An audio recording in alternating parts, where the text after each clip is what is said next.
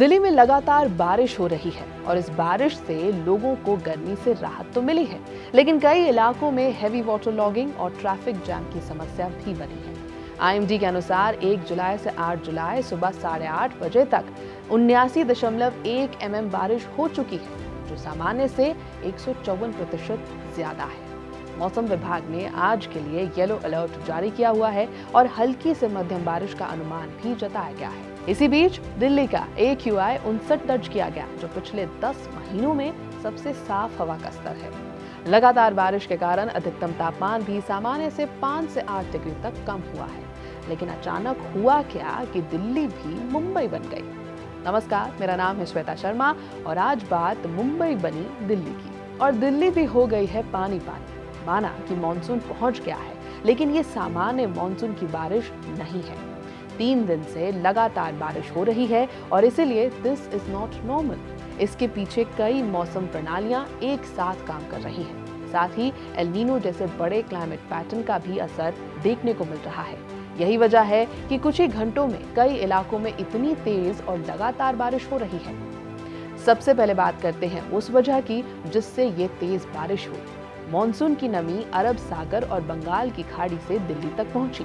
यहाँ आकर ये नमी तेजी से ऊपर उठी और घने बादलों में बदल गई। जब हवा तेजी से ऊपर उठती है तो बादलों में मौजूद पानी अचानक भारी बारिश के रूप में गिरने लगता है। ऐसा अक्सर तब होता है जब किसी इलाके के ऊपर लो प्रेशर सिस्टम या साइक्लोनिक सर्कुलेशन बना होता है या फिर वेस्टर्न डिस्टर्बेंस का असर भी साथ मिल जाता है।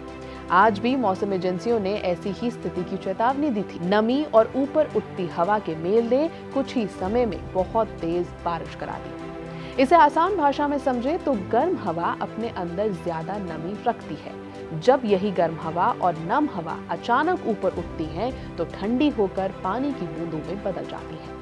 अगर ये प्रक्रिया बहुत तेजी से होती है तो बारिश भी बहुत तेज होती है। इसलिए कई बार पूरे दिन हल्की बारिश नहीं होती, बल्कि आधे या 1 घंटे में ही इतनी ज्यादा बारिश हो जाती है कि सड़कें पानी से भर जाती हैं। शहर का ड्रेनेज सिस्टम इतनी तेजी से गिरने वाले पानी को संभाल ही नहीं पाता और जल भराव भी हो जाता है। दिल्ली NCR में भी यही देखने को मिला। कई सड़कों पर पानी भर गया, ट्रैफिक की रफ्तार धीमी पड़ गई और लोगों को आने जाने में परेशानी भी हुई। कुछ जगहों पर फ्लाइट और दूसरी सेवाओं पर भी असर पड़ा।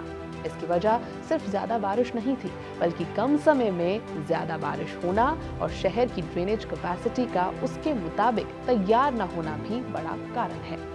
अब इसमें एल नीनो का क्या रोल है?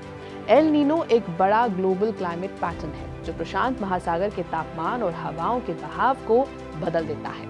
इसका असर दुनिया के कई देशों के मौसम पर पड़ता है। भारत में आमतौर पर एल नीनो के दौरान पूरे मॉनसून सीजन में औसत बारिश कम हो जाती है, लेकिन हाल के वर्षों में साइंटिस्ट ने यह भी देखा है कि ऐसे सालों में कुल बारिश भले ही कम हो, लेकिन बहुत तेज और कम समय में होने वाली बारिश की घटनाएं भी बढ़ जाती हैं। यानी कुछ दिनों तक बारिश नहीं होती, लेकिन जब होती है तो बहुत ज्यादा होती है।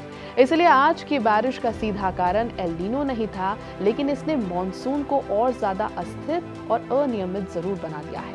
जब स्थानीय मौसम प्रणालियां सक्रिय हुई तो उसी अस्थिर माहौल में भारी बारिश हुई। अगर इसे आसान शब्दों में समझें तो ग्लोबल लेवल पर एल नीनो ने मौसम के पैटर्न को प्रभावित किया। रीजनल लेवल पर monsoon trough, low pressure system और कई बार वेस्टर्न डिस्टर्बेंस जैसी प्रणालियों ने नमी को ऊपर उठाया। फिर लोकल लेवल पर शहर की ड्रेनेज व्यवस्था और तेजी से बढ़ते शहरीकरण ने इस बारिश को जलभराव और ट्रैफिक संकट में बदल दिया। यानी आज की स्थिति किसी एक वजह से नहीं, बल्कि कई स्तरों पर बने मौसम और शहरी हालात के कारण पैदा हुई है।